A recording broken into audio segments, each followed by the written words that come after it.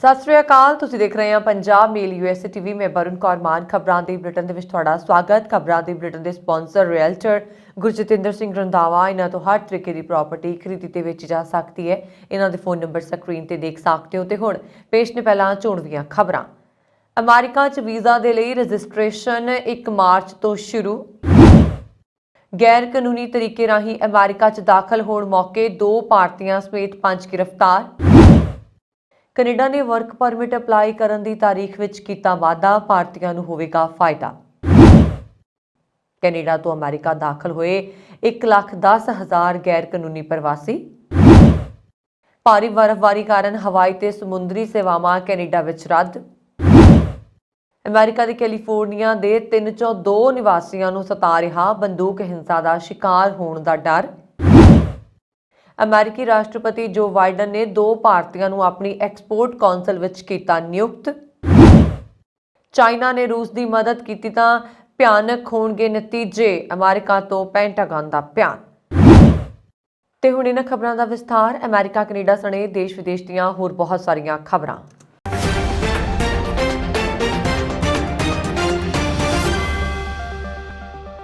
H1B visa ਦੇ ਲਈ registration ਬੁੱਧਵਾਰ ਯਾਨੀ 1 ਮਾਰਚ ਤੋਂ ਸ਼ੁਰੂ ਹੈ ਤੇ 17 ਮਾਰਚ 2023 ਨੂੰ ਖਤਮ ਹੋਣੀ ਹੈ। ਇਸ ਦੇ 17 ਦਿਨਾਂ ਦੀ ਮਿਆਦ ਦੇ ਦੌਰਾਨ ਪਟੀਸ਼ਨਰ ਤੇ ਪ੍ਰਤੀਨਿਧਿਤ USCIS ਦੀ ਆਨਲਾਈਨ H1B ਰਜਿਸਟ੍ਰੇਸ਼ਨ ਪ੍ਰਣਾਲੀ ਦੀ ਵਰਤੋਂ ਕਰਕੇ ਆਪਣੀ ਰਜਿਸਟ੍ਰੇਸ਼ਨ ਨੂੰ ਪੂਰਾ ਕਰ ਸਕਦੇ ਨੇ ਅਤੇ ਐਪਲੀਕੇਸ਼ਨ ਜਮ੍ਹਾਂ ਕਰ ਸਕਦੇ ਨੇ। USCIS ਨੇ ਕਿਹਾ ਕਿ ਵਿੱਤੀ ਸਾਲ 2024 H1B ਕੈਪ ਲਈ ਜਮ੍ਹਾਂ ਕੀਤੇ ਗਏ ਹਰੇਕ ਰਜਿਸਟ੍ਰੇਸ਼ਨ ਨੂੰ ਇੱਕ ਪੁਸ਼ਟੀਕਰਨ ਨੰਬਰ ਦਿੱਤਾ ਜਾਏਗਾ। ਤੁਸੀਂ ਆਪਣੀ ਰਜਿਸਟ੍ਰੇਸ਼ਨ ਨੂੰ ਟਰੈਕ ਕਰਨ ਦੇ ਲਈ ਇਸ ਨੰਬਰ ਦੀ ਵਰਤੋਂ ਕਰ ਸਕਦੇ ਹੋ। ਇਹ ਨੰਬਰ ਕੇਵਲ ਰਜਿਸਟ੍ਰੇਸ਼ਨ ਨੂੰ ਟਰੈਕ ਕਰਨ ਦੇ ਲਈ ਵਰਤਿਆ ਜਾਏਗਾ। ਹਾਲਾਂਕਿ ਤੁਸੀਂ ਇਸ ਰਾਹੀਂ ਆਪਣੇ ਕੇਸ ਦੀ ਸਥਿਤੀ ਦੀ ਆਨਲਾਈਨ ਜਾਂਚ ਨਹੀਂ ਕਰ ਸਕਦੇ ਹੋ। ਦੱਸਿਆ ਜਾ ਰਿਹਾ ਕਿ ਤੁਹਾਨੂੰ ਆਪਣੇ ਜਾਂ ਕਿਸੇ ਹੋਰ ਨੂੰ ਰਜਿਸਟਰ ਕਰਨ ਦੇ ਲਈ ਮਾਈ USCIS ਆਨਲਾਈਨ ਖਾਤੇ ਦੀ ਵਰਤੋਂ ਕਰਨੀ ਪਏਗੀ ਤੇ ਤੁਹਾਨੂੰ ਹਰੇਕ ਰਜਿਸਟ੍ਰੇਸ਼ਨ ਦੇ ਲਈ $10 ਦੀ ਫੀਸ ਅਦਾ ਕਰਨੀ ਪਏਗੀ। ਜੇਕਰ ਤੁਸੀਂ ਇੱਕ ਪ੍ਰਤੀਨਿਧ ਹੋ ਜਾਂ ਤੁਸੀਂ ਕਿਸੇ ਵੀ ਸਮੇਂ ਆਪਣੇ ਖਾਤਿਆਂ 'ਚ ਨਵੇਂ ਗਾਹਕਾਂ ਨੂੰ ਸ਼ਾਮਲ ਕਰ ਸਕਦੇ ਹੋ। ਜੇਕਰ ਏਜੰਸੀ 17 ਮਾਰਚ ਤੱਕ ਲੋੜੀਂਦੀਆਂ ਰਜਿਸਟ੍ਰੇਸ਼ਨਾਂ ਪ੍ਰਾਪਤ ਕਰ ਲੈਂਦੀ ਹੈ ਤਾਂ ਉਹ ਬੇਤਰਤੀਬੇ ਰਜਿਸਟ੍ਰੇਸ਼ਨਾਂ ਦੀ ਚੋਣ ਕਰੇਗੀ ਤੇ ਉਪਭੋਗਤਾਵਾਂ ਦੇ ਮਾਈ USCIS ਆਨਲਾਈਨ ਖਾਤਿਆਂ ਰਾਹੀਂ ਚੋਣ ਸੂਚਨਾਵਾਂ ਭੇਜੇਗੀ। ਪਰ ਜੇਕਰ ਲੋੜੀਂਦੀਆਂ ਰਜਿਸਟ੍ਰੇਸ਼ਨਸ ਪ੍ਰਾਪਤ ਨਹੀਂ ਹੁੰਦੀਆਂ ਤਾਂ ਸ਼ੁਰੂਆਤੀ ਰਜਿਸਟ੍ਰੇਸ਼ਨ ਅਵਧੀ ਵਿੱਚ ਸਹੀ ਢੰਗ ਨਾਲ ਜਮ੍ਹਾਂ ਕੀਤੀਆਂ ਸਾਰੀਆਂ ਰਜਿਸਟ੍ਰੇਸ਼ਨਸ ਦੀ ਚੋਣ ਕੀਤੀ ਜਾਏਗੀ। ਖਾਤਾ ਧਾਰਕਾਂ ਨੂੰ 31 ਮਾਰਚ ਤੱਕ ਜਾਣਕਾਰੀ ਮਿਲ ਜਾਏਗੀ। ਅਮਰੀਕੀ ਸਰਹੱਦੀ ਅਧਿਕਾਰੀਆਂ ਨੇ ਕੈਨੇਡਾ ਤੋਂ ਕਿਸ਼ਤੀ ਰਾਹੀਂ ਗੈਰ ਕਾਨੂੰਨੀ ਤਰੀਕੇ ਦੇ ਨਾਲ ਦੇਸ਼ ਵਿੱਚ ਦਾਖਲ ਹੋਣ ਦੇ ਦੋਸ਼ ਵਿੱਚ 5 ਵਿਅਕਤੀ ਗ੍ਰਿਫਤਾਰ ਕੀਤੇ ਨੇ, ਜਿਨ੍ਹਾਂ ਵਿੱਚ 2 ਭਾਰਤੀ ਨਾਗਰਿਕ ਵੀ ਸ਼ਾਮਲ ਨੇ। US customs and border protection ਦੁਆਰਾ ਬੁੱਧਵਾਰ ਨੂੰ ਇੱਕ ਬਿਆਨ ਦੇ ਵਿੱਚ ਕਿਹਾ ਗਿਆ ਕਿ ਡਿਟਰੋਇਟ ਸੈਕਟਰ ਦੇ US ਬਾਰਡਰ ਪੈਟਰੋਲ ਏਜੰਟਾਂ ਨੇ ਅਮਰੀਕੀ ਰਾਜ ਮਿਸ਼ੀਗਨ ਦੇ ਵਿੱਚ ਅਲਗੋਨਾਕ ਨੇੜੇ ਤਸਕਰੀ ਦਾ ਇੱਕ ਕੋਸ਼ਿਸ਼ ਦੇ ਦੌਰਾਨ 5 ਵਿਦੇਸ਼ੀ ਨਾਗਰਿਕਾਂ ਨੂੰ ਗ੍ਰਿਫਤਾਰ ਕੀਤਾ। ਬਿਆਨ 'ਚ ਦੱਸਿਆ ਗਿਆ ਹੈ ਕਿ 20 ਫਰਵਰੀ ਨੂੰ ਦੇਰ ਰਾਤ ਰਿਮੋਟ ਵੀਡੀਓ ਨਿਗਰਾਨੀ ਪ੍ਰਣਾਲੀ ਦੀ ਨਿਗਰਾਨੀ ਕਰ ਰਹੇ ਬਾਰਡਰ ਪੈਟਰੋਲ ਡਿਸਪੈਚਰਾਂ ਨੇ ਸੇਂਟ ਕਲੇਅਰ ਨਦੀ ਤੇ ਇੱਕ ਸਮੁੰਦਰੀ ਜਹਾਜ਼ ਨੂੰ ਇੱਕ ਜਾਣੇ ਪਛਾਣੇ ਤਸਕਰੀ ਮਾਰਗ ਨੇੜੇ ਅੰਤਰ ਰਾਸ਼ਟਰੀ ਸਰਹੱਦ ਪਾਰ ਕਰਦੇ ਦੇਖਿਆ ਅਤੇ ਤੁਰੰਤ ਖੇਤਰ ਦੇ ਏਜੰਟਾਂ ਦੇ ਨਾਲ ਸੰਪਰਕ ਕੀਤਾ। ਏਜੰਟਾਂ ਨੇ ਖੇਤਰ ਵਿੱਚ ਜਵਾਬ ਦਿੱਤਾ ਤੇ 5 ਲੋਕਾਂ ਨੂੰ ਦੇਖਿਆ ਜੋ ਕਿਸ਼ਤੀ ਜ਼ਰੀਏ ਸਮੁੰਦਰੀ ਕਿਨਾਰੇ ਵੱਲ ਵਧ ਰਹੇ ਸਨ। 5 ਵਿਅਕਤੀਆਂ ਨੇ ਮੰਨਿਆ ਹੈ ਕਿ ਉਹ ਕਿਸ਼ਤੀ ਰਾਹੀਂ ਕੈਨੇਡਾ ਤੋਂ ਸਰਹੱਦ ਪਾਰ ਕਰਕੇ ਆਏ ਸੀ। ਏਜੰਟਾਂ ਨੇ ਦੇਖਿਆ ਕਿ ਠੰਡੇ ਤਾਪਮਾਨ ਕਾਰਨ 2 ਪ੍ਰਵਾਸੀ ਪੂਰੀ ਤਰ੍ਹਾਂ ਭਿੱਜ ਚੁੱਕੇ ਸੀ ਅਤੇ ਕੰਬ ਰਹੇ ਸੀ। ਵਿਅਕਤੀ ਨੇ ਏਜੰਟਾਂ ਨੂੰ ਦੱਸਿਆ ਕਿ ਉਹ ਕਿਸ਼ਤੀ ਤੋਂ ਬਾਹਰ ਨਿਕਲਦੇ ਦਰਿਆ ਵਿੱਚ ਡਿੱਗ ਗਏ। ਫਿਰ ਸਾਰੇ 5 ਵਿਅਕਤੀਆਂ ਨੂੰ ਹਿਰਾਸਤ ਵਿੱਚ ਲੈ ਲਿਆ ਗਿਆ ਅਤੇ ਕਾਰਵਾਈ ਲਈ ਇੱਕ ਸਥਾਨਕ ਸਟੇਸ਼ਨ ਲਿਜਾਇਆ ਗਿਆ। ਕੈਨੇਡਾ ਦੀ ਟਰੂਡੋ ਸਰਕਾਰ ਵੱਲੋਂ ਵਰਕ ਪਰਮਿਟ ਸੰਬੰਧੀ ਵੱਡਾ ਐਲਾਨ ਕੀਤਾ ਗਿਆ ਹੈ। ਇਹ ਐਲਾਨ ਮੁਤਾਬਕ ਅਸਥਾਈ ਨੀਤੀ ਨੂੰ 2 ਸਾਲਾਂ ਤੱਕ ਵਧਾਉਣ ਦੇ ਨਾਲ ਸੈਲਾਨੀ ਦੇਸ਼ ਵਿੱਚ ਰਹਿੰਦੇ ਹੋਏ ਵਰਕ ਪਰਮਿਟ ਲਈ ਅਰਜ਼ੀ ਦੇਣਾ ਜਾਰੀ ਰੱਖਦੇ ਨੇ। ਔਰ ਕੈਨੇਡਾ ਦੇ ਇਮੀਗ੍ਰੇਸ਼ਨ ਮੰਤਰਾਲਾ ਨੇ ਇੱਕ ਮਹੱਤਵਪੂਰਨ ਐਲਾਨ ਕਰਦਿਆਂ ਦੱਸਿਆ ਕਿ ਵਿਦੇਸ਼ਾਂ ਤੋਂ ਕੈਨੇਡਾ 'ਚ ਸੈਰ ਕਰਨ ਜਾਂ ਰਿਸ਼ਤੇਦਾਰਾਂ ਨੂੰ ਮਿਲਣ ਦਾ ਵੀਜ਼ਾ ਲੈ ਕੇ ਪੁੱਜੇ ਲੋਕਾਂ ਲਈ ਵਰਕ ਪਰਮਿਟ ਅਪਲਾਈ ਕਰਨ ਦੀ ਤਾਰੀਖ 2 ਸਾਲਾਂ ਦਾ ਵਾਧਾ ਕਰ ਦਿੱਤਾ ਗਿਆ ਹੈ। ਅਰਜ਼ੀ ਵੀਜ਼ਾ ਧਾਰਕਾਂ ਦੇ ਲਈ ਵਰਕ ਪਰਮਿਟ ਅਪਲਾਈ ਕਰਨ ਦੀ ਜਨਤਕ ਨੀਤੀ ਬੀਤੇ ਦਿਨ ਖਤਮ ਹੋਣੀ ਸੀ, ਪਰ ਇਸੇ ਦੌਰਾਨ ਮੰਤਰਾਲਾ ਵੱਲੋਂ ਇਸ ਨੂੰ 28 ਫਰਵਰੀ 2025 ਤੱਕ ਹੋਰ ਵਧਾਉਣ ਦਾ ਫੈਸਲਾ ਕੀਤਾ ਗਿਆ।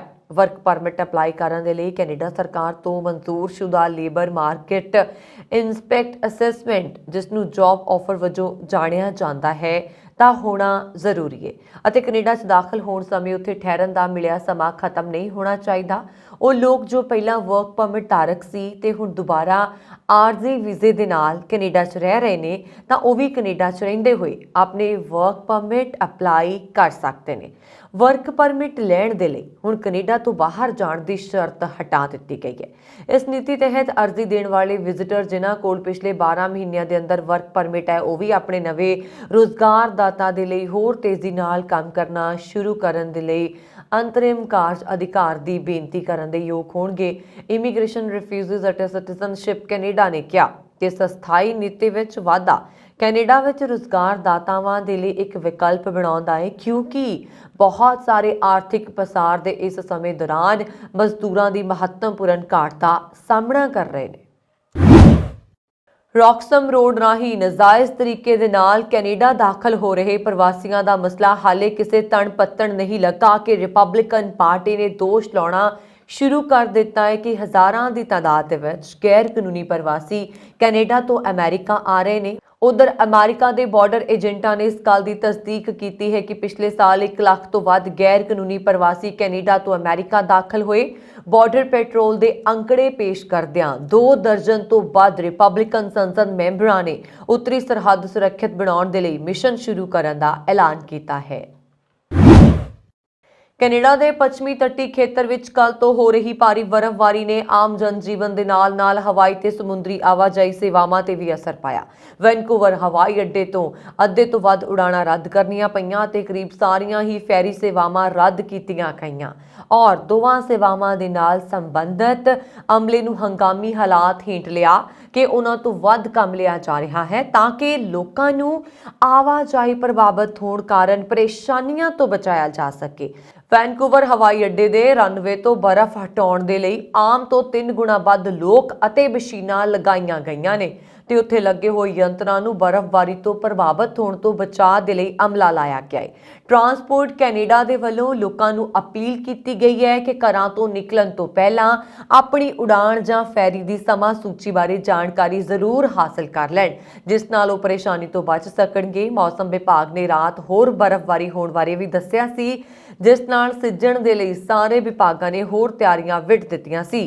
ਕਈ ਮਿਊਨਿਸਪੈਲਿਟੀ ਕੋਲ ਬਰਫ਼ ਪਿਘਲਾਊ ਨਮਕ ਦੀ ਕਮੀ ਮਹਿਸੂਸ ਹੋਣ ਲੱਗ ਪਈ ਹੈ ਤੇ ਸੜਕਾਂ ਤੋਂ ਬਰਫ਼ ਹਟਾਉਣ ਵਾਲੇ ਅਮਲੇ ਨੂੰ ਲਗਾਤਾਰ ਕੰਮ ਕਰਨਾ ਪੈ ਰਿਹਾ ਹੈ। ਮੌਸਮ ਵਿਭਾਗ ਦੇ ਅਨੁਸਾਰ ਬਰਫ਼ਬਾਰੀ ਦੇ ਅੰਤਲੇ ਦਿਨਾਂ ਵਿੱਚ ਇੱਥੇ ਬਰਫ਼ ਪੈਣ ਦੇ ਦਹਾਕਿਆਂ ਪੁਰਾਣੇ ਰਿਕਾਰਡ ਟੁੱਟ ਗਏ ਨੇ। ਕੈਲੀਫੋਰਨੀਆ ਦੇ 3 ਚੋਂ 2 ਨਿਵਾਸੀ ਇਸ ਗੱਲ ਨੂੰ ਲੈ ਕੇ ਚਿੰਤਤ ਨੇ ਕਿ ਬੰਦੂਕ ਨਾਲ ਹੋਣ ਵਾਲੀ ਹਿੰਸਾ ਵਿੱਚ ਉਹ ਸ਼ਿਕਾਰ ਹੋ ਸਕਦੇ ਨੇ। ਹਾਲ ਹੀ ਵਿੱਚ ਕੈਲੀਫੋਰਨੀਆ ਤੇ ਪੂਰੇ ਅਮਰੀਕਾ ਦੇ ਵਿੱਚ ਗੋਲੀਬਾਰੀ ਦੀਆਂ ਘਟਨਾਵਾਂ 'ਚ ਵਾਧਾ ਹੋਇਆ ਹੈ। ਇੱਕ ਨਵੇਂ ਸਰਵੇਖਣ ਦੇ ਵਿੱਚ ਇਹ ਗੱਲ ਸਾਹਮਣੇ ਆਈ ਹੈ। ਸਰਵੇਖਣ ਕੈਲੀਫੋਰਨੀਆ ਯੂਨੀਵਰਸਿਟੀ ਬਰਕਲੇ ਦੇ ਸਰਕਾਰੀ ਅਧਿਐਨ ਸੰਸਥਾਨ ਵੱਲੋਂ ਕੀਤਾ ਗਿਆ ਤੇ ਲਾਸ ਏਂਜਲਸ ਟਾਈਮਜ਼ ਵੱਲੋਂ ਪ੍ਰਕਾਸ਼ਿਤ ਕੀਤਾ ਗਿਆ। ਸਰਵੇਖਣ ਤੋਂ ਪਤਾ ਲੱਗਿਆ ਹੈ ਕਿ ਸਭ ਤੋਂ ਜ਼ਿਆਦਾ 4 ਕਰੋੜ ਆਬਾਦੀ ਵਾਲੇ ਕੈਲੀਫੋਰਨੀਆ ਦੇ ਵਿੱਚ ਲਗਭਗ 63% ਲੋਕਾਂ ਨੇ ਚਿੰਤਾ ਪ੍ਰਗਟ ਕੀਤੀ ਹੈ ਕਿ ਉਹ ਜਾਂ ਉਹਨਾਂ ਦਾ ਪਰਿਵਾਰ ਕਿਸੇ ਬੰਦੂਕ ਹਿੰਸਾ ਦਾ शिकार हो सकता है। 30% नागरिक बहुत चिंतित ते 33% कुछ हद तक चिंतित पाए गए ने। अमेरिकी राष्ट्रपति जो बाइडन ने अपनी शक्तिशाली एक्सपोर्ट कौंसल ਵਿੱਚ 2 ਭਾਰਤੀ ਮੂਲ ਦੇ ਅਮਰੀਕੀਆਂ ਨੂੰ ਨਿਯੁਕਤ ਕੀਤਾ। एक्सपोर्ट ਕੌਂਸਲ ਅੰਤਰਰਾਸ਼ਟਰੀ ਵਪਾਰ ਤੇ ਪ੍ਰਮੁੱਖ ਰਾਸ਼ਟਰੀ ਸਲਾਹਕਾਰ ਸੰਸਥਾ ਹੈ। ਵਾਈਟ ਹਾਊਸ ਵੱਲੋਂ ਜਾਰੀ ਇੱਕ ਬਿਆਨ ਦੇ ਮੁਤਾਬਕ ਰਾਸ਼ਟਰਪਤੀ ਨੇ ਮੰਗਲਵਾਰ ਨੂੰ ਉਹਨਾਂ ਮੈਂਬਰਾਂ ਦੀ ਸੂਚੀ ਜਾਰੀ ਕੀਤੀ ਜਿਨ੍ਹਾਂ ਨੂੰ ਉਹ ਕੌਂਸਲ ਵਿੱਚ ਨਿਯੁਕਤ ਕਰਨਾ ਚਾਹੁੰਦੇ ਨੇ। ਇਸ ਸੂਚੀ ਦੇ ਵਿੱਚ ਡੇਲੋਇਟ ਕੰਸਲਟਿੰਗ ਦੇ ਸਾਬਕਾ ਸੀਈਓ ਪੁਨੀਤ ਰੇਨਜ਼ੀਨ ਅਤੇ ਫੈਡਵੈਕਸ ਦੇ ਸੀਈਓ ਅਤੇ ਪ੍ਰਧਾਨ ਰਾਜੇਸ਼ ਸੁਬਰਾਮਨੀਅਮ ਦੇ ਨਾਮ ਸ਼ਾਮਲ ਨੇ। ਕੌਂਸਲ ਦੀ ਅਗਵਾਈ ਕੈਸਲ ਸਿਸਟਮ ਦੇ ਚੇਅਰਮੈਨ ਮਾਰਕ ਐਡਨ ਕਰਨਗੇ। ਕਾਰਪੋਰੇਟ ਲੇਬਰ, ਰੀਅਲ ਅਸਟੇਟ, ਰਾਸ਼ਟਰੀ ਸੁਰੱਖਿਆ ਤੇ ਕਾਨੂੰਨੀ ਖੇਤਰ ਦੇ 2 ਦਰਜਨਾਂ ਤੋਂ ਵੱਧ ਲੋਕਾਂ ਨੂੰ ਰਾਸ਼ਟਰਪਤੀ ਐਕਸਪੋਰਟ ਕੌਂਸਲ ਵਿੱਚ ਸ਼ਾਮਲ ਕੀਤਾ ਗਿਆ ਹੈ। ਅਮਰੀਕੀ ਰੱਖਿਆ ਮੰਤਰਾਲਾ ਦੇ ਹੈੱਡਕੁਆਰਟਰ ਪੈਂਟਾਗਨ ਨੇ ਕਿਹਾ ਕਿ ਅਜਿਹੇ ਪੁਖਤਾ ਸਬੂਤ ਮਿਲੇ ਨੇ ਕਿ ਚੀਨ ਯੂਕਰੇਨ ਦੇ ਖਿਲਾਫ ਜੰਗ ਵਿੱਚ ਰੂਸ ਦੀ ਮਦਦ ਕਰਨ ਤੇ ਵਿਚਾਰ ਕਰ ਰਿਹਾ ਹੈ। ਪੈਂਟਾਗਨ ਦੇ ਪ੍ਰੈਸ ਸਕੱਤਰ ਬ੍ਰਿਗੇਡੀਅਰ ਜਨਰਲ ਨੇ ਕਿਹਾ ਕਿ ਇਹ ਘਾਤਕ ਹੋ ਸਕਦਾ ਹੈ। ਇਸ ਤੋਂ ਪਹਿਲਾਂ ਬਾਈਡਨ ਪ੍ਰਸ਼ਾਸਨ ਨੇ ਵੀ ਯੂਕਰੇਨ ਯੁੱਧ ਵਿੱਚ ਰੂਸ ਨੂੰ ਚੀਨ ਵੱਲੋਂ ਡਰੋਨ ਅਤੇ ਆਧੁਨਿਕ ਹਥਿਆਰਾਂ ਦੀ ਸਪਲਾਈ ਕੀਤੇ ਜਾਣ ਦਾ ਖਦਸ਼ਾ ਪ੍ਰਗਟਾਇਆ ਹੈ। ਬ੍ਰਿਗੇਡੀਅਰ ਜਨਰਲ ਪੈਟ ਨੇ ਕਿਹਾ ਕਿ ਸਾਡੇ ਸੰਕੇਤ ਸਪਸ਼ਟ ਨੇ ਕਿ ਚਾਈਨਾ ਇਸ ਤੇ ਵਿਚਾਰ ਕਰ ਰਿਹਾ ਹੈ। ਮੇਰੇ ਕੋਲ ਇਸ ਬਾਰੇ ਕੋਈ ਵਾਧੂ ਜਾਣਕਾਰੀ ਜਾਂ ਕੋਈ ਖੁਫੀਆ ਜਾਣਕਾਰੀ ਨਹੀਂ ਹੈ, ਸਿਵਾਏ ਇਸ ਤੱਥ ਦੇ ਕਿ ਉਹਨਾਂ ਨੇ ਰੂਸ ਦੀ ਮਦਦ ਕਰਨ ਦਾ ਵਿਚਾਰ ਨਹੀਂ ਛੱਡਿਆ ਹੈ। ਮੈਂ ਸਪਸ਼ਟ ਕਰਨਾ ਚਾਹੁੰਦਾ ਹਾਂ ਕਿ ਬਹੁਤ ਗਲਤ ਫੈਸਲਾ ਹੋਏਗਾ। ਇਸ ਤੇ ਪੈਂਟਾਗਨ ਨੇ ਨੇੜਿਓਂ ਨਜ਼ਰ ਰੱਖੀ ਹੋਈ ਹੈ। ਅਮਰੀਕੀ ਸੈਨੇਟਰ ਚੱਕ ਸ਼ੂਮਰ ਨੇ ਕਿਹਾ ਕਿ ਯੂਕਰੇਨ 'ਚ ਲੜਾਈ ਦਾ ਭਾਰਤ ਤੇ ਅਸਰ ਪਏਗਾ। ਉਹਨਾਂ ਨੇ ਕਿਹਾ ਅਮਰੀਕਾ ਨੂੰ ਜਾਪਾਨ, ਆਸਟ੍ਰੇਲੀਆ ਵਰਗੇ ਪ੍ਰਸ਼ਾਂਤ ਖੇਤਰ ਦੇ ਹੋਰ ਸਹਿਯੋਗੀਆਂ ਨਾਲ ਸਹਿਯੋਗ ਅਤੇ ਤਾਲਮੇਲ ਕਰਨਾ ਚਾਹੀਦਾ ਹੈ। ਉਹਨਾਂ ਨੇ ਕਿਹਾ ਭਾਰਤ ਨੂੰ ਸਹਿਕਾਰੀ ਵਿਕਾਸ ਬਾਰੇ ਸੋਚਣਾ ਚਾਹੀਦਾ ਹੈ। ਰਾਈਡਰ ਨੇ ਕਿਹਾ ਸਾਨੂੰ ਇਹ ਨਹੀਂ ਭੁੱਲਣਾ ਚਾਹੀਦਾ ਕਿ ਜੇਕਰ ਚੀਨ ਅਜਿਹਾ ਕਰਦਾ ਹੈ ਤਾਂ ਇਸ ਦੇ ਨਤੀਜੇ ਕੀ ਹੋਣਗੇ। ਇਹ ਬੇਲੋੜੇ ਤੌਰ ਤੇ ਟਕਰਾਅ ਨੂੰ ਵਧਾਏਗਾ ਤੇ ਨਤੀਜੇ ਵਜੋਂ ਵਧੇਰੇ ਨਿਰਦੋਸ਼ ਲੋਕਾਂ ਦੀ ਜਾਨ ਲਏਗਾ, ਕਿਉਂਕਿ ਰੂਸ ਯੂਕਰੇਨੀ ਨਾਗਰਿਕਾਂ ਵਿਰੁੱਧ ਆਪਣੀ ਮੁਹਿੰਮ ਜਾਰੀ ਰੱਖਦਾ ਹੈ। ਪੂਰੀ ਦੁਨੀਆ 'ਚ ਕਰੋਨਾ ਦਾ ਕਹਿਰ ਕਿਸੇ ਤੋਂ ਲੁਕਿਆ ਨਹੀਂ। ਭਾਵੇਂ ਕਿ ਕਈ ਦੇਸ਼ ਵੈਕਸੀਨ ਬਣਾਉਣ ਵਿੱਚ ਕਾਮਯਾਬ ਹੋ ਗਏ, ਪਰ ਅੱਜ ਵੀ ਕਰੋਨਾ ਦਾ ਇੱਕ ਵੀ ਮਾਮਲਾ ਸਿਹਤ ਏਜੰਸੀਆਂ ਦੀ ਚਿੰਤਾ ਵਧਾ ਦਿੰਦਾ ਹੈ। ਦੁਨੀਆ ਭਰ ਦੀਆਂ ਜਾਂਚ ਏਜੰਸੀਆਂ ਕਰੋਨਾ ਦੀ ਉਤਪਤੀ ਦੇ ਲਈ ਚੀਨ ਨੂੰ ਜ਼ਿੰਮੇਵਾਰ ਠਹਿਰਾਉਂਦੀਆਂ ਨੇ। ਦਾਅਵਾ ਕੀਤਾ ਜਾ ਰਿਹਾ ਕਿ ਇਹ ਵਾਇਰਸ ਚੀਨ ਦੀ ਵੁਹਾਨ ਲੈਬ ਵਿੱਚ ਬਣਾਇਆ ਗਿਆ ਸੀ। ਇਸ ਬਾਰੇ ਫੈਡਰਲ ਬਿਊਰੋ ਆਫ ਇਨਵੈਸਟੀਗੇਸ਼ਨ ਨੇ ਵੀ ਹੁਣ ਉੱਥੋਂ ਦੇ ਨਿਰਦੇਸ਼ਕ ਕ੍ਰਿਸਟੋਫਰ ਰੇ ਨੇ ਬੁੱਧਵਾਰ ਨੂੰ ਪੁਸ਼ਟੀ ਕਰ ਦਿੱਤੀ ਹੈ ਕਿ ਕੋਵਿਡ-19 ਮਹਾਮਾਰੀ ਚਾਈਨਾ ਦੇ ਵੁਹਾਨ ਵਿੱਚ ਇੱਕ ਪ੍ਰਯੋਗਸ਼ਾਲਾ ਘਟਨਾ ਤੋਂ ਉਤਪੰਨ ਹੋਇਆ ਵਾਇਰਸ ਸੀ। FBI ਨੇ ਇਸ ਬਾਰੇ ਟਵੀਟ ਕਰਕੇ ਜਾਣਕਾਰੀ ਸਾਂਝੀ ਕੀਤੀ। ਵਾਲ ਸਟਰੀਟ ਜਰਨਲ ਵਿੱਚ ਪ੍ਰਕਾਸ਼ਿਤ ਰਿਪੋਰਟ 'ਚ ਕਿਹਾ ਗਿਆ ਹੈ ਕਿ ਊਰਜਾ ਵਿਭਾਗ ਦੀਆਂ ਖੋਜਾਂ ਨਵੀਂ ਖੁਫੀਆ ਜਾਣਕਾਰੀ ਦਾ ਨਤੀਜਾ ਨੇ ਅਤੇ ਮਹੱਤਵਪੂਰਨ ਨੇ, ਕਿਉਂਕਿ ਏਜੰਸੀ ਦੇ ਕੋਲ ਕਾਫੀ ਵਿਗਿਆਨਕ ਮੁਹਾਰਤ ਹੈ। ਊਰਜਾ ਵਿਭਾਗ ਦੀ ਰਿਪੋਰਟ ਨੂੰ ਕਲਾਸੀਫਾਈਡ ਖੁਫੀਆ ਰਿਪੋਰਟਾਂ ਰਾਹੀਂ ਸੂਚਿਤ ਕੀਤਾ ਗਿਆ, ਜੋ ਕਿ ਹਾਲ ਹੀ ਵਿੱਚ ਵਾਈਟ ਹਾਊਸ ਅਤੇ ਕਾਂਗਰਸ ਦੇ ਮੁੱਖ ਮੈਂਬਰਾਂ ਨੂੰ ਸੌਂਪੀਆਂ ਗਈਆਂ ਸਨ। FBI ਚੀਫ ਨੇ ਕਿਹਾ FBI ਨੇ ਕਾਫੀ ਸਮੇਂ ਤੋਂ ਇਹ ਪੜਚੋਲ ਕੀਤੀ ਹੈ ਕਿ ਮਹਾਮਾਰੀ ਦੀ ਉਤਪਤੀ ਵੁਹਾਨ ਵਿੱਚ ਇੱਕ ਸੰਭਾਵਤ ਪ੍ਰਯੋਗਸ਼ਾਲਾ ਘਟਨਾ ਹੈ। ਮੈਂ ਕੇਵਲ ਇਹ ਨਿਰੀਖਣ ਕਰਾਂਗਾ ਕਿ ਚੀਨੀ ਸਰਕਾਰ ਇੱਥੇ ਕੰਮ ਨੂੰ ਅਸਪਸ਼ਟ ਅਤੇ ਅਸਫਲ ਕਰਨ ਦੀ ਪੂਰੀ ਕੋਸ਼ਿਸ਼ ਕਰ ਰਹੀ ਹੈ। ਉਹਨਾਂ ਨੇ ਅੱਗੇ ਕਿਹਾ ਕਿ ਜੋ ਅਸੀਂ ਕਰ ਰਹੇ ਹਾਂ ਉਹ ਕੰਮ ਜੋ ਸਾਡੀ ਅਮਰੀਕੀ ਸਰਕਾਰ ਅਤੇ ਕਰੀਬੀ ਵਿਦੇਸ਼ੀ ਸਾਂਝੇਦਾਰੀ ਕਰ ਰਹੇ ਨੇ। ਕਾਂਗਰਸ ਵੱਲੋਂ ਅਪੀਲ ਨਹੀਂ ਕੀਤੀ ਗਈ ਸੀਗੀ, ਪਰ ਸੰਸਦ ਮੈਂਬਰ ਖਾਸਕਰ ਸਦਨ ਅਤੇ ਸੈਨੇਟ ਦੇ ਰਿਪਬਲਿਕਨ ਮਹਾਮਾਰੀ ਦੀ ਸ਼ੁਰੂਆਤ ਬਾਰੇ ਆਪਣੀ ਜਾਂਚ ਕਰ ਰਹੇ ਨੇ ਅਤੇ ਬਾਈਡਨ ਪ੍ਰਸ਼ਾਸਨ ਅਤੇ ਖੁਫੀਆ ਭਾਈਚਾਰੇ ਤੇ ਵਧੇਰੇ ਜਾਣਕਾਰੀ ਦੇ ਲਈ ਦਬਾਅ ਪਾ ਰਹੇ ਨੇ। ਦ ਵਾਲ ਸਟਰੀਟ ਜਰਨਲ ਅਨੁਸਾਰ ਊਰਜਾ ਵਿਭਾਗ ਹੁਣੇ ਕੈਦੀਆਂ ਸੰਘੀ ਜਾਂਚ ਬਿਊਰੋ ਵਿੱਚ ਸ਼ਾਮਲ ਹੋ ਗਿਆ ਹੈ ਕਿ ਵਾਇਰਸ ਚੀਨੀ ਲੈਬ ਵਿੱਚ ਦੁਰਘਟਨਾ ਦੁਆਰਾ ਫੈਲਣ ਦੀ ਸੰਭਾਵਨਾ ਹੈ। ਅਮਰੀਕਾ 'ਚ ਲਾਪਤਾ ਹੋਈ ਮਾਈਕਰੋਸਾਫਟ ਦੇ ਇੱਕ ਭਾਰਤੀ ਕਰਮਚਾਰੀ ਦੀ ਪਤਨੀ ਵਾਸ਼ਿੰਗਟਨ ਵਿੱਚ ਇੱਕ ਝੀਲ ਨੇੜੇ ਰਹੱਸਮਈ ਹਾਲਾਤਾਂ 'ਚ ਮ੍ਰਿਤਕ ਪਾਈ ਗਈ ਹੈ। ਮੀਡੀਆ ਰਿਪੋਰਟਾਂ ਵਿੱਚ ਜਾਣਕਾਰੀ ਦਿੱਤੀ ਗਈ ਹੈ 30 ਸਾਲਾ ਸੌਜਾਨਿਆ ਰਾਮਾਮੂਰਤੀ ਆਪਣੇ ਪਤੀ ਨਾਲ ਰੈਡਮੰਡ ਵਿੱਚ ਰਹਿੰਦੀ ਸੀ ਤੇ 25 ਫਰਵਰੀ ਨੂੰ ਲਾਪਤਾ ਹੋ ਗਈ ਸੀ। ਦਾ ਅਮਰੀਕਨਜ਼ ਬਾਜ਼ਾਰ ਦੀ ਰਿਪੋਰਟ ਦੇ ਮੁਤਾਬਕ ਪੁਲਿਸ ਵੱਲੋਂ ਵੱਡੇ ਪੱਧਰ ਤੇ ਤਲਾਸ਼ੀ ਮੁਹਿੰਮ ਸ਼ੁਰੂ ਕਰਨ ਮਗਰੋਂ ਅਗਲੇ ਦਿਨ ਉਸ ਦੀ ਲਾਸ਼ ਸਮਾਸਚ ਝੀਲ ਤੋਂ ਮਿਲੀ। ਉਸ ਨੂੰ ਆਖਰੀ ਵਾਰ ਸਿਐਟਲ ਤੋਂ 8 ਮੀਲ ਦੂਰ ਰੈਡਮੰਡ ਵਿੱਚ ਪਾਰਕ ਮੈਰੀਮੋਰ ਬੈਲ ਅਪਾਰਟਮੈਂਟਸ ਦੇ ਨੇੜੇ ਦੇਖਿਆ ਗਿਆ। ਪੁਲਿਸ ਅਜੇ ਤੱਕ ਇਹ ਪਤਾ ਨਹੀਂ ਲਗਾ ਸਕੀ ਕਿ ਇਹ ਹਾਦਸਾ ਕਿਵੇਂ ਵਾਪਰਿਆ ਅਤੇ ਅਜੇ ਤੱਕ ਕੋਈ ਗ੍ਰਿਫਤਾਰੀ ਨਹੀਂ ਹੋਈ ਹੈ। ਹਾਲਾਂਕਿ ਕਈ ਮੀਡੀਆ ਰਿਪੋਰਟਾਂ ਵਿੱਚ ਕਿਹਾ ਗਿਆ ਹੈ ਕਿ ਸੁਜਾਨਿਆ ਦੇ ਸਿਰ ਤੇ ਹਥੌੜੇ ਵਰਗੀ ਚੀਜ਼ ਦੇ ਨਾਲ ਕਈ ਵਾਰ ਵਾਰ ਕੀਤੇ ਗਏ ਸੀ। ਪੁਲਿਸ ਦੇ ਅਨੁਸਾਰ ਸੁਜਾਨਿਆ 5 ਫੁੱਟ 4 ਇੰਚ ਲੰਬੀ ਅਤੇ ਉਸ ਦੀਆਂ ਕਾਲੀਆਂ ਅੱਖਾਂ ਤੇ ਕਾਲੇ ਵਾਲ ਸਨ ਅਤੇ ਜਦੋਂ ਉਹ ਲਾਪਤਾ ਹੋਈ ਤਾਂ ਉਸਨੇ ਬਰਗੰਡੀ ਰੰਗ ਦੇ ਕੱਪੜੇ ਪਾਏ ਹੋਏ ਸੀ। ਉਹ ਭਾਰਤ ਤੋਂ ਗ੍ਰੈਜੂਏਸ਼ਨ ਕਰਨ ਤੋਂ ਬਾਅਦ ਅਮਰੀਕਾ ਗਏ। ਉਸਦੇ ਪਤੀ ਮਦੰਬੀ ਐਸ ਸ਼੍ਰੀਵਾਸਤਵ ਨੇ ਕਿਹਾ ਕਿ ਉਸਦੇ ਵੱਡੇ ਸੁਪਨੇ ਸਨ ਅਤੇ ਉਹ ਆਪਣੇ ਪਰਿਵਾਰ ਨੂੰ ਸਭ ਤੋਂ ਵਧੀਆ ਚੀਜ਼ਾਂ ਦੇਣਾ ਚਾਹੁੰਦੀ ਸੀ। ਅਮਰੀਕਾ ਵਿੱਚ ਰਿਪਬਲਿਕਨ ਪਾਰਟੀ ਦੇ ਬਹੁਮਤ ਵਾਲੇ ਸਦਨ ਦੇ ਵਿੱਚ ਚੀਨ ਤੇ ਹੋਈ ਪਹਿਲੀ ਚਰਚਾ ਵਿੱਚ ਦੇਸ਼ ਦੇ ਚੋਟੀ ਦੇ ਸੰਸਦ ਮੈਂਬਰਾਂ ਨੇ ਚੀਨ ਨੂੰ ਅਮਰੀਕਾ ਦੀ ਹੋਂਦ ਲਈ ਖਤਰਾ ਕਰਾਰ ਦਿੱਤਾ ਹੈ।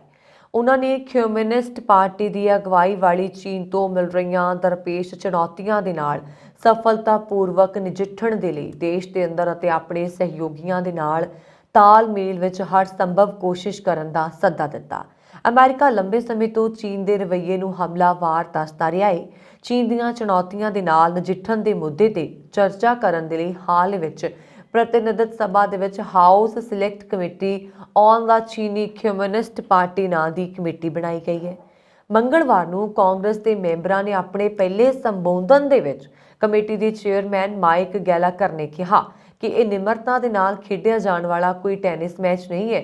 ਇਹ ਹੋਂਦ ਨਾਲ ਜੁੜਿਆ ਸੰਘਰਸ਼ ਹੈ ਜੋ ਤੈਅ ਕਰੇਗਾ ਕਿ 21ਵੀਂ ਸਦੀ ਵਿੱਚ ਜੀਵਨ ਕਿਹੋ ਜਿਹਾ ਹੋਏਗਾ।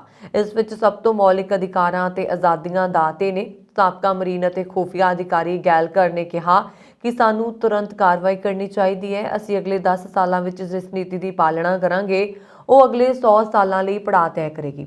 ਭਾਰਤੀ ਅਮਰੀਕੀ ਕਾਂਗਰਸਮੈਨ ਰਾਜਾ ਕ੍ਰਿਸ਼ਨ ਮੂਰਤੀ ਨੇ ਵੀ ਗੈਲਾਕਰ ਦੀ ਗੱਲ ਦਾ ਸਮਰਥਨ ਕੀਤਾ ਅਤੇ ਚੀਨ ਤੋਂ ਪੈਦਾ ਹੋਣ ਵਾਲੇ ਖਤਰਿਆਂ ਨੂੰ ਰੇਖਾਂਕਿਤ ਕੀਤਾ। ਚੀਨ ਨੇ ਉਸ ਦੇ ਵਿਰੋਧ ਲਈ ਵਿਸ਼ੇਸ਼ ਤੌਰ ਤੇ ਕੰਮ ਕਰ ਰਹੀ ਇੱਕ ਅਮਰੀਕੀ ਕਾਂਗਰਸ ਕਮੇਟੀ ਤੇ ਬੁੱਧਵਾਰ ਨੂੰ ਨਿਸ਼ਾਨਾ ਬਿੰਨ੍ਹਿਆ ਅਤੇ ਇਸ ਦੇ ਮੈਂਬਰਾਂ ਨੂੰ ਵਿਚਾਰਧਾਰਕ ਪੱਖਪਾਤ ਨੂੰ ਦੂਰ ਕਰਨ ਦੇ ਲਈ ਕਿਹਾ।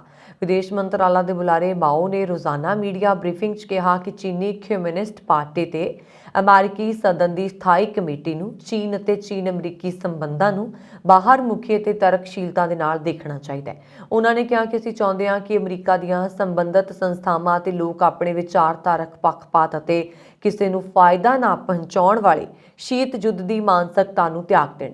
ਬੁਲਾਰੇ ਨੇ ਅੱਗੇ ਕਿਹਾ ਕਿ ਉਹਨਾਂ ਨੂੰ ਗਲਤ ਪ੍ਰਚਾਰ ਦਾ ਹਵਾਲਾ ਦੇ ਕੇ ਚੀਨ ਨੂੰ ਖਤਰੇ ਵਜੋਂ ਪੇਸ਼ ਕਰਨਾ ਬੰਦ ਕਰਨਾ ਚਾਹੀਦਾ ਹੈ ਅਤੇ ਨਾਲ ਹੀ ਚੀਨ ਦੀ ਕਮਿਊਨਿਸਟ ਪਾਰਟੀ ਨੂੰ ਬਦਨਾਮ ਕਰਨਾ ਬੰਦ ਕਰਨਾ ਚਾਹੀਦਾ ਹੈ। ਉਹਨਾਂ ਨੇ ਕਿਹਾ ਹੈ ਕਿ ਚੀਨ ਅਮਰੀਕਾ ਸੰਬੰਧਾਂ ਦੀ ਕੀਮਤ ਤੇ ਸਿਆਸੀ ਲਾਹਾ ਲੈਣ ਦੀ ਕੋਸ਼ਿਸ਼ ਕਰਨੀ ਅਮਰੀਕਾ ਨੂੰ ਬੰਦ ਕਰ ਦੇਣੀ ਚਾਹੀਦੀ ਹੈ।